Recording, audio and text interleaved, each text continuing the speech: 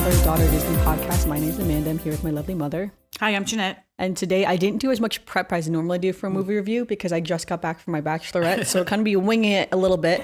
But today we are going to be reviewing the live action Lilo and Stitch movie, which came out on Friday, May 23rd. Right. So very exciting. We just saw it. We literally got home like an hour ago. Right. We're going to be reviewing it now. But first we'll do some just some background of the movie and some non-spoiler review before we get into the more details of the film itself. So the film is actually considered a science fiction comedy film, which I thought was kind of funny. I guess I never thought about its classification. Aliens. The film is directed by Dean Fleischer Camp and is produced by Walt Disney, of course. So the movie, of course, is based off the 2002 traditionally animated film Lilo and Stitch, and it basically just has the same name, which is always confusing when they do that because it's like when you go to Google it, it's like, all right, it's the 2002 versus the 2025 I can't believe it's that film. far. Okay. I know, right? So it stars Maya Kealoha and her film debut as Lilo, and also stars as well Chris Sanders as Stitch. So they technically are two, I think, the top billing, all things considered. Right. Which I guess makes sense because Stitch is technically the main character. Right, they're the main characters. For sure. And then we also have starring as well, we have Sydney Elizabeth Agudong as Nani Pelekai, as well as Zach Galifianakis as the voice of Dr. Jumba. And we have Billy Maganuson as the voice of Agent Wendell Pleakley. Although they do go into their human disguise as well, so they're in the movie as well as voicing. You recognize them the as soon as they movies turn. too. You're like, oh, them. For sure. We have Courtney B. Vance as Cobra Bubbles, who is the CIA agent. Hannah Waddingham is the voice of the Grand Councilwoman, which is like the main alien, going after them. And then again, we have a few other characters in here as well that will all take place. That some of them new and some of them from the original movie as well. Right. So the movie was initially announced on October 3rd, 2018 by Walt Disney Pictures, saying that they were going to do a live action / computer generated animation film, since of course Stitch is an alien. So, and it was set to be adapted by Mike Van West, and again he was one of the original producers as well of the original Lilo and Stitch movie. So they started working on the remake of the script, and then in 2020 John M. Chu entered talks to direct the film. However, he left to do a different project instead, so that's when they ended up bringing back the original director instead to come Dean Fleischer Camp again to come back and direct this film. So the film was given the working title of Bag Dog as a reference to the ever misbehaving Stitch, which is funny because when they filmed on location in Hawaii, I remember a couple years ago when this was happening, that they would have, they would be filming, and of course you would see the actresses, doing things, and with love, if there's children around, perhaps this is not the podcast initially for them, but of course, Stitch wasn't technically on set, right? So Stitch wasn't on set, but everyone's saying they were filming the Bag Dog movie, and they realized that they were filming Lilo and Stitch, which is kind of exciting to see when they were actually filming it to see all that. So the casting was done in November 2022, and again, I think they casted for only a few months for the most part. Yeah, by 2022 into 2023, they casted all of the actors. Again, there's a lot on Wikipedia all about the actors and everything.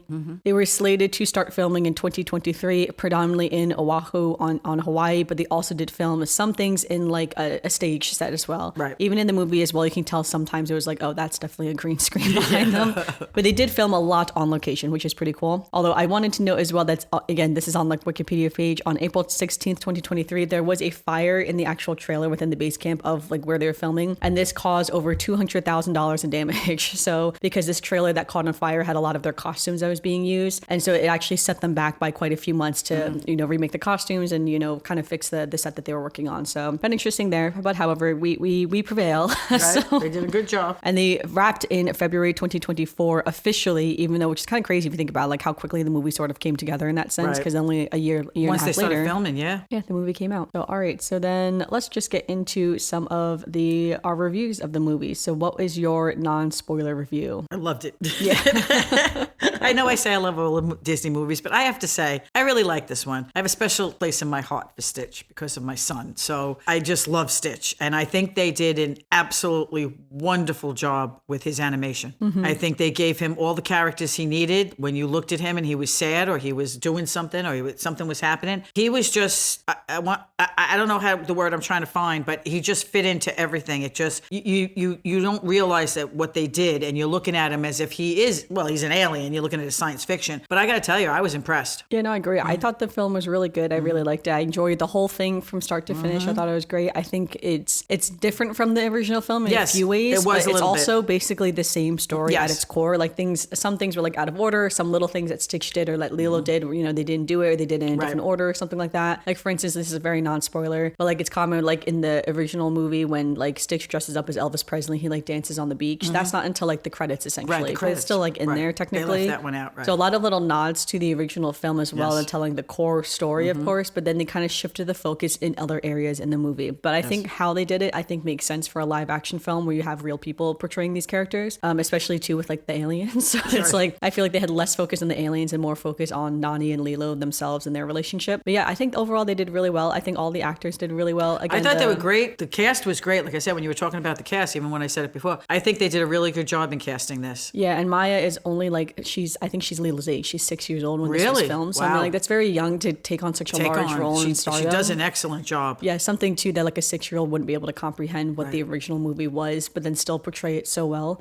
And I think that's too also why they focused a lot on Nani's character, who again Sydney Elizabeth Ogden had played, to kind of give more depth to Nani's character, since that is, you know, more of a leading actress type of role in that sense. And so yeah, I think overall it was great. So It was great. It was touching. It was funny. It brought tears to my eyes a couple of times. Yeah, Other same. times you're laughing. I mean, I thought they did a great job. I mean, I saw the reviews that they said they're making a ton of money in 24 hours. Yeah, no, I and imagine I can so. see it happening because people wanted to see it. The theater we walked into was packed.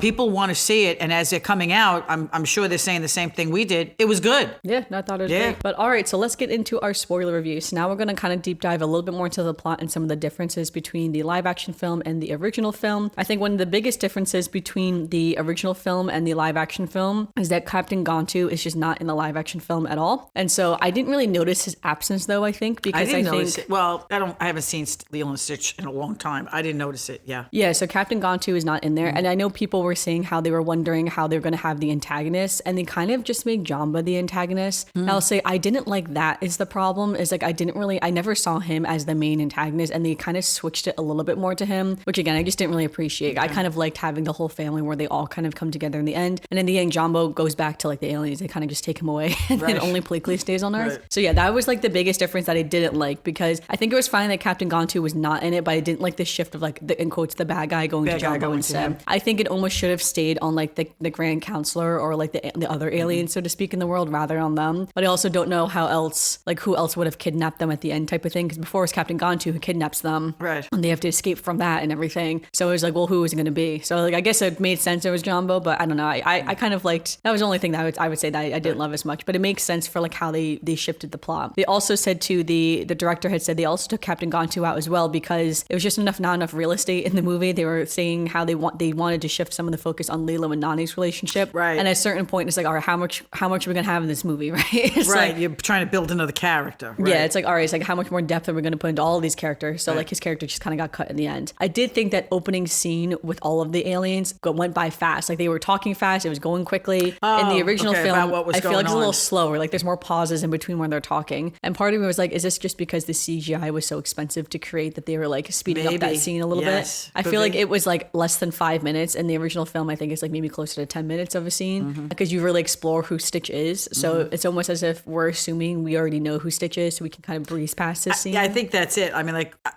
if you haven't seen the original Stitch, then you would not even notice it.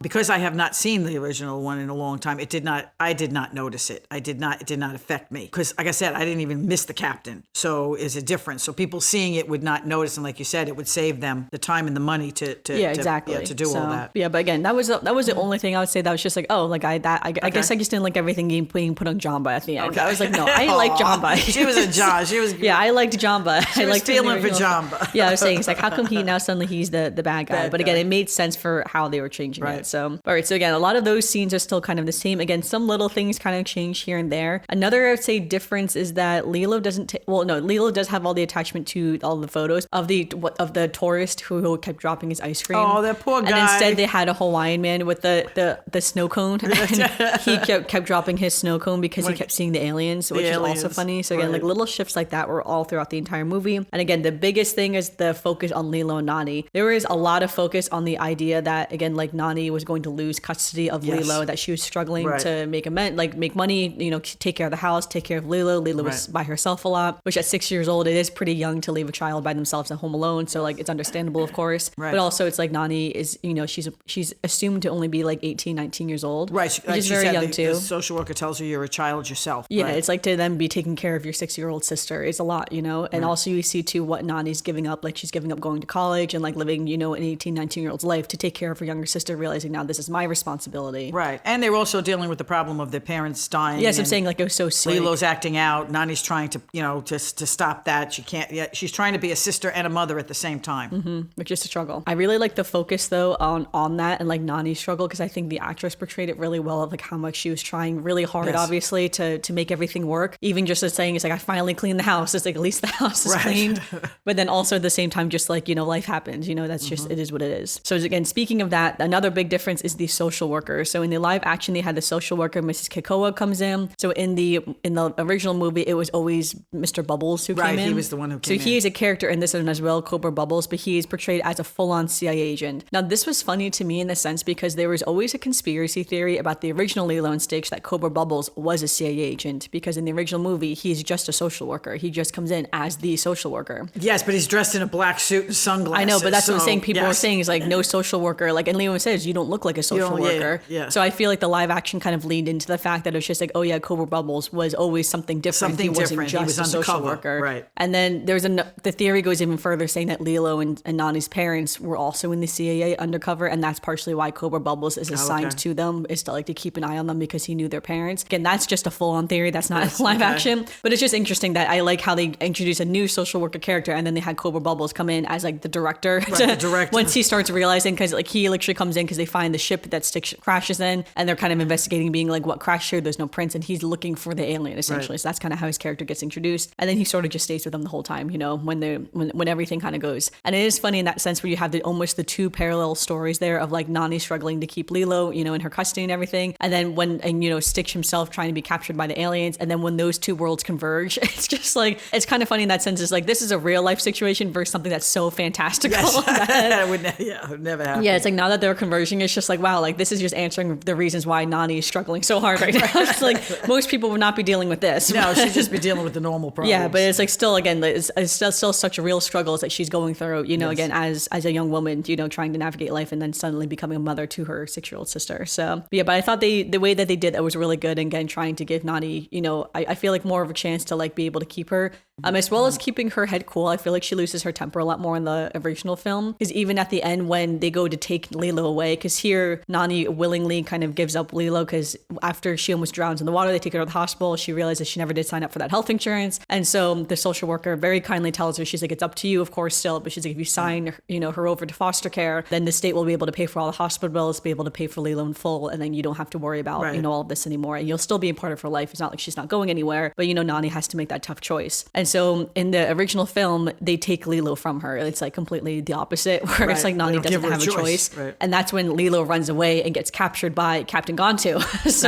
So it's like a little different in that sense, where we have, more of like, I would say more agency in the characters and making their own decisions to move the plot forward, rather than things just kind of happening and then, Lilo literally running away from the car and then getting kidnapped. Whereas in this sense, I did love when Lilo sneaks onto that ship though, because it's like, how did Jamba not see her? It's like, I understand she's like a little girl, but they make him oblivious. And then Stitch does also try to take his attention. For sure. I also like too how they added to Nani's character how she was like a pro surfer and she was really good at surfing, and how we had the hint earlier in the movie was that one of the ways that surfers train is that they hold a weight underwater to walk through the water, both for their breath control and their muscles. And so later on, which is so funny actually, is in this movie as well, the Grand Councilwoman, she was like, oh, like when Stitch lands on the planet that's predominantly water, 70% water is what Earth is, right? It's like, oh, it's like, what did she say? Like his molecules will densify. Yes, he becomes very dense. And then everyone was just like, what does that mean? She was drown. like, yeah, he'll become too dense and he'll drown essentially. And so, which is kind of funny. It's like, I wonder what that science is. Like, don't get me wrong, I really Stitch is an alien. There is but I'm no like, real science how for is that science work that he just suddenly becomes dense in the water and drowns? It's like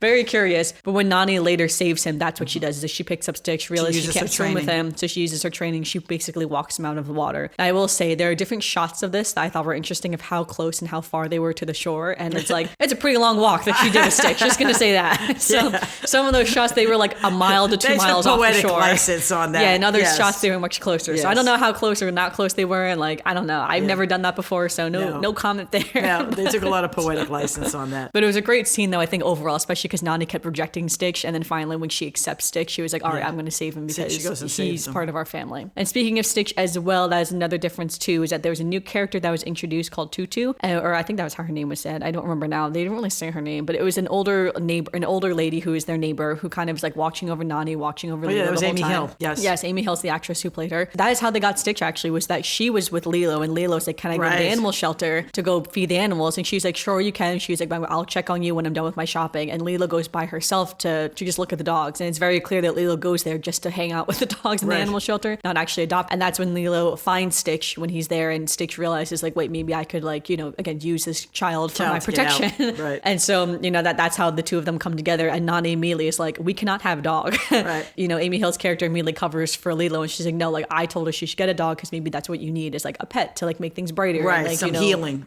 Shift the focus a little bit or something like that. Like give Lilo a friend because, obviously we did see the teasing and the bullying that Lilo had before. Not as heavy, I would say, as in the animated version. No, just a slight look at it. Yeah, we definitely see it, which I think makes sense because I think it's hard when you have such young actors playing, bully type characters that it's like the lines between reality and like fake is like, a little bit more blurred in that sense. And you can even tell too that some of the lines, like I always say, I am a big fan of the Bachelor series. And when you watch the Bachelor, we always say that it's if you do not see the exact words coming out of that person's mouth, you don't know when that person said those words. It's like they could have said that completely out of context to a different person on a completely different day. And so you never know. And like that's kind of how they did this scene. I noticed that Lilo would hear the bullying, but we didn't actually see any girls saying it from their mouths to Lilo. So it's likely that it's like they probably did voiceovers for that. So they weren't actually having girls bully this actress on set, even if it was just acting and pretend. I think that's a lot for any 6-year-old to hear someone else saying something mean to you. So I do appreciate that from a director's standpoint to protect your actors in that sense. But because of that, those other girls are like barely in the movie. Because of that, they're like barely characters. The only time they actually really do talk to her is when they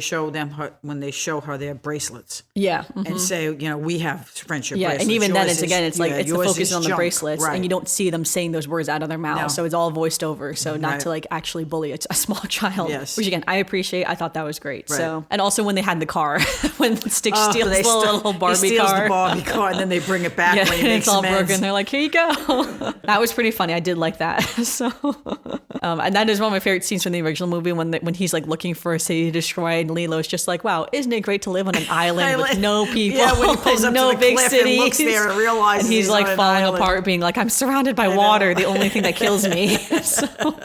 Sometimes I feel like that. No, for sure. But going back to Amy Hill's character again, I really like the addition of her character because she kind of added a little bit more like depth to all of the characters and a little bit more things, especially too at the end because still the agreement still stands where Nani can no longer have full custody of Lilo, but then she's just going to go to their neighbors who have been involved in their lives their entire lives as well. And that's what the social worker also says too. It's like it's always easier when the person that the child goes into foster care with is someone that's already familiar. Right. So she's literally just going to her neighbors, and then Nani decides that she is going to go to like Lilo tells her, you should go to college. She's like, that's what like our parents would have wanted, of course, for you to have your own life as well and to take care of, I think the neighbor says that to her, that take care of yourself as well as much as taking care of Lilo. Then of course, because it is an alien movie, they have this like portal gun where he can just make a portal. So Nani comes back anyway through the portal. So we do love the fantasticalness of the portal. So that was fun. I know. What other differences are you thinking of off the top of your head? I don't see, like I said, I have not seen the original Lilo Stitch in a long time, and Amanda looks at everything with a more critical eye than I do. Well, I'm not even critical. I'm just like,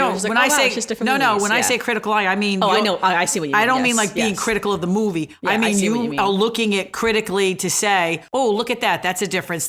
Me. I'm just sitting there, fat, dumb, and happy, enjoying the movie, crying. I cried so much in this film. I teared up a couple of times myself. It takes a lot to get me to tear up in a movie. Yeah, it's hard when you're watching Nani struggle so hard, and the social worker telling her it's like this is what you need to do, and her realizing it's like this is for the best, and it's like, even though it's not what I want. Well, even when Stitch starts to realize that he's causing the problems, and he realizes he needs to leave, and he doesn't want to leave. Oh, that's one scene I was sad. I started to cry. I was like, this alien who just doesn't, is finally finding his way, is now realizing that he's got to go. And that was a difference too from the original film, is that they didn't do the duckling scene. They only had the little frog from the beginning. So instead, it's the same concept, like you just said, that he realized that he's the problem, but he doesn't have the book to be like I'm all alone. He just kind of goes goes back to the animal shelter to his little cage and sleeps. Like I said, when I saw that, I didn't think about, like, I mean, I know the duckling one. That's like my favorite scene, the pictures and things like that. And we have the Stitch. I had bought Luke the Stitch statue of him reading the book about the ducklings. I think that, but I didn't even remember it when I was watching the movie because I was so tearing up that I'm like, oh, look at that. It's so sad, yeah. Yes, I'm looking at this. And, I think that the facial expressions, that's what I mean about the animation, the facial expressions. I know what you mean. The things. But when I'm watching it, I'm kind of watching it emotionally as much as looking at. But I feel like they definitely invested into the animation for Stitch specifically. Like, he looked great, honestly. I love Stitch for sure. And it's funny because when we do go to these movies, I do say to myself, Janette, pay attention because Amanda's going to ask you questions on the podcast and you got to know what you're talking about. So I do try to pay more attention to what's going on. But sometimes I just get caught up in the movie. I feel that. And then just going back to CGI as well, that was another major difference that Pleakley and Jumba, they actually have their human personas rather than just staying as aliens dressed in human clothes. Oh, that's right. Yes. I think for a live action film, I think it makes sense. I know there was a lot of controversy over doing that online and everything. Oh, really? But I think, there's a lot of controversy online, but I think I would say the expense of CGIing more alien characters, I'm assuming that's why they chose that route instead to just have the human actors play. And I got to tell you, they really did add even more levity than just having the alien characters being aliens. Yeah. The fact that, when they dressed as, humans and how they acted and what they did and how they tried to blend in, I think that it was done very well. Yeah, like there's a scene where Nani almost hits Jumba and Pleakley on the road and she just stops in time. But Pleakley had been hit by one of like the pass out darts, like the darts that paralyzes you for a second. And so Jumba's just dragging his body across the street. But the thing is, Nani doesn't even realize it because she almost just ran them over with her car. So they go around and you just hear Lilo go, is like, is he dragging that man across the road? And there's other traffic just sitting there. Nobody's doing anything. No He's one's like, paying attention. I'll pick him up. This unconscious man is just on the road. Like stuff like that was very funny to have them in their human. It was ridiculous, but it was funny. Yes, for sure. But again, that was a major difference. Like, I know it's controversial, but I think from like a money standpoint, I'm assuming that's probably why they did it. Which I think it's fine. I think at certain points you just have to forgive movies for something. So I don't know. It didn't bother me that much. No. Again, the only thing I didn't love was how Jumba was like the bad guy in the end. That was the only thing I didn't love. I was like, no, I wanted Jumba back on Earth to be friends with everyone. Right. But again, without Gontu to like put the blame on. So I guess not even put the blame on, but like have the main antagonist, so to speak. That you had to have someone. So and it was Jumba. Also, Jumba tried to alternate Stitch to become 627, like another. Right. He was going to turn him into a bad guy. Right. Yeah, to make him even worse. Which that is, I know, in one of the sequels or like the TV shows. I thought I saw something about that. There is a 627, and it's funny because when he quickly went through like the Rolodex of the aliens before Stitch, like 625 and 624 and everything, you saw Angel, who is the pink version of Stitch, and you also saw Ruben, who is 625, and Ruben is just like Stitch, but he's the yellow guy who makes the sandwiches. Oh, okay. So if everyone remembers that game we used to stack the sandwiches with Ruben, that's Ruben. But you saw them very quickly when he went through the Rolodex, just like their outlines. But I caught it because like, oh, that's Ruben. Yeah, I was like, there's Angel. Okay. So yeah, and then Stitch, and then he was saying, he's like, now we're going to do 627. I knew 627 sounded familiar too. That's what I mean when I say when you look at it more a little bit more critically, is that you're looking at details. I know that I saw something about 627, and what he says is he wanted to take his ability to love out of him. Yes. Yes. So, but again, it's like I thought they did a great job on the movie. I overall really liked it. I definitely feel like I would watch it again, honestly. Oh yeah, I would watch that one again. Yes. Yeah, I would definitely watch it again. I want to watch. I actually when I was on the cruise last week, I actually watched the original animated version, but I didn't finish it because I fell asleep during the movie. So I didn't see the very ending, but I saw like a little bit of the beginning, so I remember some of the major differences. But again, overall, I think they did a great job on the film. Did you have any favorite scenes from the movie? There's no songs in this movie, so any favorite scenes? No, I think my favorite scenes was more towards the end when Stitch, I think my favorite was when he tells him, I found my own family all by myself. And they're broken, but they're still good. Yeah. And that's true of so much. I'm still like, it just... just gets to you. Yes, it got to me. I was like, he's so right, And even when she tells him, when Nani tells her, you're not bad. You do some bad things, but you're not a bad person. And when she tells Stitch the same thing, you're not a bad person. You just do bad things sometimes. I got to tell you, I teared up every single time. Yeah, no, for sure. Yeah. I feel like, I think my favorite scene was when Jumba was dragging Pleakley across the street because it was just so funny. I thought that was just so funny though, honestly. Even honestly, like all like their little scenes were funny too, like just between the two of them were just entertaining in that sense, like a break from all the sadness of Nani losing custody of her sister. So it's like there's a lot of heaviness in this. So But one of the other things I also like too is at one point they use a little water. So when you work at a restaurant, a lot of times they have this little gun that's at the bar for the sodas. Yes, the beverage gun. Yeah, a little beverage gun. And they use that to like basically spray each other with. And I thought that was so funny because I've always wanted to do that. Oh, you just wanted to do that to I've somebody? always thought of that too in my head. It's just like, you can just spray someone with these things and no one ever does. And I'm like, wow, they actually did in the movie. I love that. Love that for them. Right. So yeah, but overall, I also too, sorry, now we're just rambling for a second. At the end when they just completely destroy the house and there's like basically no house left, I'm just like, and then they were building it back up. I was kind of just like, wow, like who's paying for this? I know. It's like, girl, they even Nobody have had health any money. insurance. Yeah, who was paying for it? Maybe the CIA was paying for it. I guess you do have health insurance is different from, or home insurance is different from health insurance. But I don't know. But I just thought it was funny because in the animated version, it's the aliens who rebuilt the house with them with the ship. Oh, okay. So the ship becomes I don't part of the remember that house. either. Okay. Yes, and that's the thing. Jumba stays, so Jumba helps. Is the muscle, so to speak, to help rebuild the house and everything. I thought it was so funny when the queen there, when she said, what's her name? The councilwoman? Yeah, councilwoman. When she says, who would want to stay on this flea-bitten, mosquito-ridden? Oh, yeah. And you know that he's, right away he jumps up, me. Well, it's funny too how that was another funny part when they say like, it's like, oh, we can't just vaporize, or because at first the councilman was like, oh, just vaporize the planet that Stitch is landing on. He's like, you can't vaporize it. It's a protected wildlife reserve. And it's like, for what? It's like for the rehabilitation of the mosquito. Mosquito population.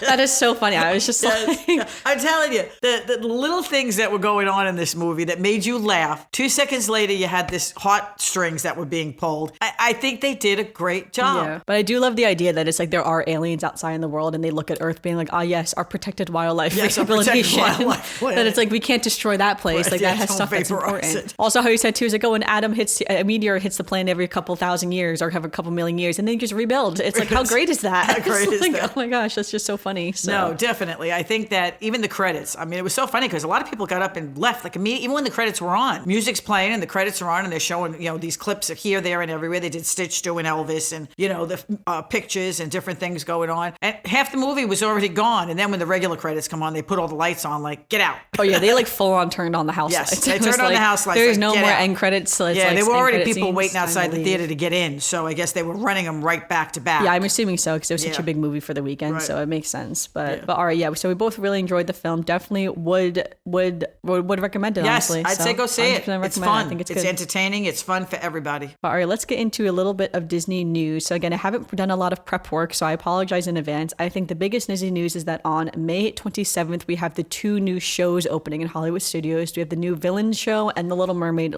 like stage show, so to speak. There have been previews for both shows this last week, and they both are getting very good reviews. Oh, really? Okay, good. Disney's also released some like footage and some photos from both of the shows too. Also looks really great. I wish I was like 1 week later or something like that because then we would have been able to see it. You would have been able to see it. But I did not get to see it, but they both look really good, especially for the Little Mermaid because like I used to love the big Ursula puppet that they would do. Yes, would come up and on they the do stage. Still have it. It looks like really? So it looks the same. It looks like they changed a lot of the lighting, a lot of the costumes. I just love the Little Mermaid, so everything with that. Different things. It looks like they changed a lot of stuff about the show, but it still looks like it's the core show that it's just telling the stage show again of the Little Mermaid. So I think that's really great. And again, the new Villain show looks really cool too. I think it's fun that they're doing a whole Villain show in Hollywood studios. So I think that's really good too. I feel like those are the 2 like biggest news things. Let me scroll through to see as well. There's a new Lilo and Stitch Joffrey's coffee truck at Disney Springs that just opened. It's also considered a photo op because there's a big thing of like Stitch on the front. So of course too for Lilo and Stitch, there's been a lot of new merchandise, food, beverages, everything, ice cream everywhere these days. So much stuff has been opening. It looks really exciting, honestly. So that's really great. And again, it's like if you're a big Stitch fan, like now's the time to go get your Stitch stuff. So the Paint the Nights, the nighttime parade in Disneyland has also been, I think, updated just a little bit. I think they added like another float where they fixed some things on the floats that were broken before. I've seen some of the photos. It honestly looks so good. I definitely would love to see that parade one day. Even though I'm not even a big parade person, but like the nighttime parade's just nighttime different. parades like. are fun. And lastly, I feel like the biggest news is that Epic Universe is officially open now. So it opened last week at the time of us recording this. But again, lots of stuff going on with Epic Universe. A lot of like controversies over the park opening, different things. Just like the expense, the lines, the waits, the no waits. It's like sometimes like the way they were opening tickets to people and then like restricting tickets from people. So a lot of stuff going on. I didn't see any of that. Universe. The news station the other day, Channel 4, did have a whole thing where they were in Epic Universe for the day. Yeah. It made it look very, very nice, very interesting. But like I said, they didn't have to worry about the lines and all the controversy. They kind of got on everything they needed. Yeah, it's one of those things where I saw someone tweet about it saying that I think the line between the average park goer, like kind of who we are, the average park goer, and then the line between like the influencers and the press and the social media content, yes, the line between like what they get versus what the average person is actually actually going to get is getting bigger and bigger, like the divide between the two. Okay. Because a lot of the influencers who did go in, influencers, press, content creators, everyone who went on like all the previews raved about certain things, like everything was so great and so wonderful. And then when the park actually opened, it's like some things were like not like a lot of things were already breaking down very quickly. Like Toothless, the animatronic for Toothless was not working, so people couldn't meet him. Right. The lines for the Ministry of Magic ride was over 300 minutes, and so it's like, I mean, like that's hours that you just be standing in that line. A lot of it in the sun as well. Well, that's what I said. The news didn't have to do that. Yeah, that's what I'm saying. So it's like people are saying like the divide between like, being an influencer and like just going as a regular park goer or like those experiences are becoming much drastically different, which I just think is kind of interesting. But either way, Epic Universe is still the first major theme park to open in Florida in many years, in like 20, almost 30 years, honestly, since Animal Kingdom in 1998. So it's been almost 30 years since that park is open. And so it kind of makes sense that it's like, I'm sure there's going to be kinks and things to work out. So I guess we'll just kind of see how Universal addresses them and how they continue to go forward. So I'm looking forward to seeing it. I will one day go to Epic Universe, probably not anytime soon, but maybe one day. So, all right. And then let's get into some Disney birthdays. We only have 2. So in real life, the Memorial Day is on May 26th. So happy Memorial Day, everyone. As well as on May 29th, we have Tony Stark's birthday, who is Iron Man. I like so Tony happy Stark. birthday also to Tony Stark. I'm not a big Marvel person, but I like Tony Stark. Yes. And that brings us to our final segment of the podcast, which is a Disney memory. And do you have a Disney memory for today's podcast? My Disney memory was the first time I saw Stitch, Lilo and Stitch. Did we see it in theaters in 2002? Yes, we went to the theaters to see it. And even then it touched me. I mean, like I said, the story is very touching to me especially. But I got to tell you, even back then when I remember going to the movies, I used to love going to the Disney movies. Like, I was so excited that when we would all go to the Disney movies and see them and stuff. And I remember the first time seeing that one going, wow, I really like that. And I'm not a science fiction person. Aliens, I have nothing to do with aliens. It doesn't interest me. I have to say that I remember going to that movie. For sure. No, it's like I remember too, my brother was always the big Stitch fan, kind of like between all of us. And so in that sense, it's like, it's like I always really loved, Lilo and Stitch, but again, Luke was always the big Stitch fan. Yes. So I feel like we kind of grew up with Stitch because of that too. Yes, it's been around for all the time. Yeah, for sure. Well, thanks everyone for listening to this week's episode of the podcast. Let us know if you're going to see Lilo and Stitch, and let us know what you think of it, what you think of the differences, what you think of any of the controversies that were going on in the movie. Would love to know your opinions. And also, again, if you just enjoyed the movie or if you like the animated version or the live action version better, I think they're kind of different movies. I think I'd probably still say I like the animated version better just because I love those animated films. Like the nostalgia is just too strong. Yeah, I think they were both good. I can't even say like, oh no, don't go see the live action, see the animated instead. I think they were both good. I think, like you said, they had their differences, but I think they did a great job on both of them. But yeah, thanks everyone for listening. Make sure you leave us a comment if you're watching on YouTube, or make sure you review us on Spotify or on Apple Podcasts. We would love to know your opinion as well of the podcast. But until then, we'll see you.